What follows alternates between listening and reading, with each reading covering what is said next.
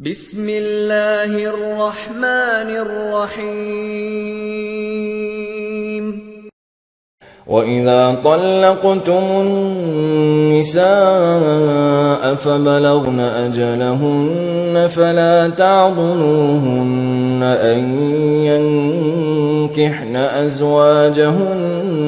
إذا تراضوا بينهم بالمعروف، ذلك يوعظ به من كان منكم يؤمن بالله واليوم الآخر، ذلكم أزكى لكم وأطهر، والله يعلم وأنتم لا تعلمون। और जब तुम औरतों को तलाक दे चुको और उनकी इद्दत पूरी हो जाए तो उनको अपने शौहरों के साथ जब वो आपस में जायज तौर पर राजी हो जाएं, निकाह करने से मत रोको। इस हुक्म से उस शख्स को नसीहत की जाती है जो तुम में अल्लाह और रोज़े आखिर पर यकीन रखता है।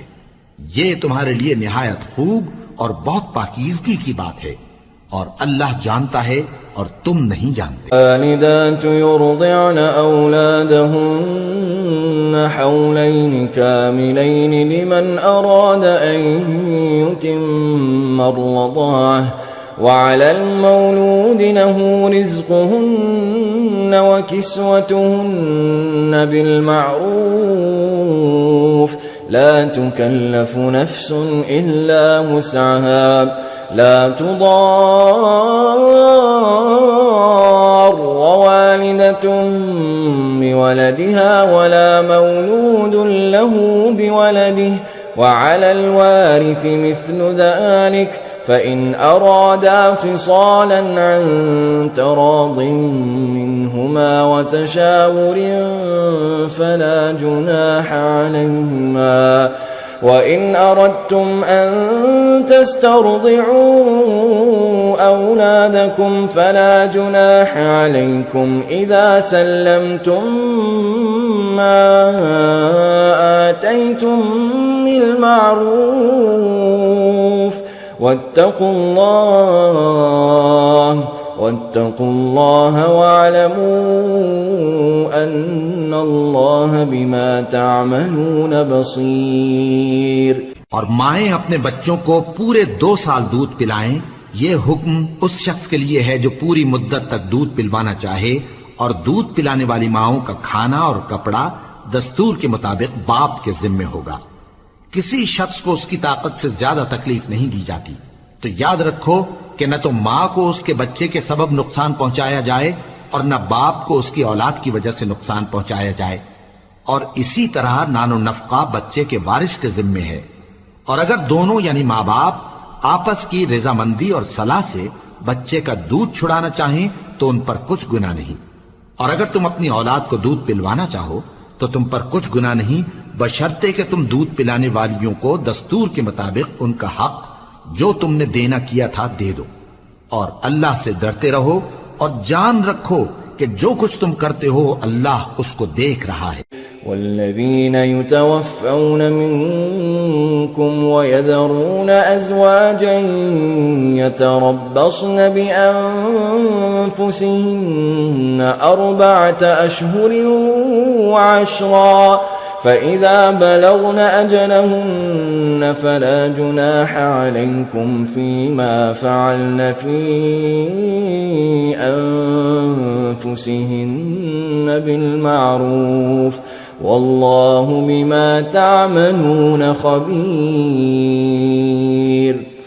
ولا جناح عليكم فيما عرضتم به من خطبة النساء أو أكننتم في أنفسكم علم الله أنكم ستذكرونهن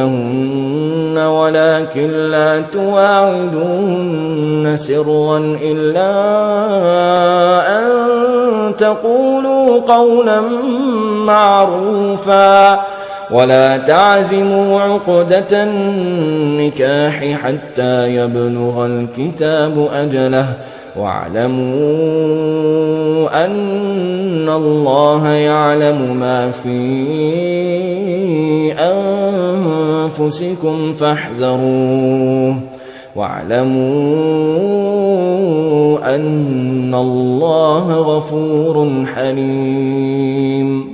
اور جو لوگ تم میں سے مر جائیں اور عورتیں چھوڑ جائیں تو وہ عورتیں 4 مہینے اور 10 دن اپنے آپ کو روکے رہیں،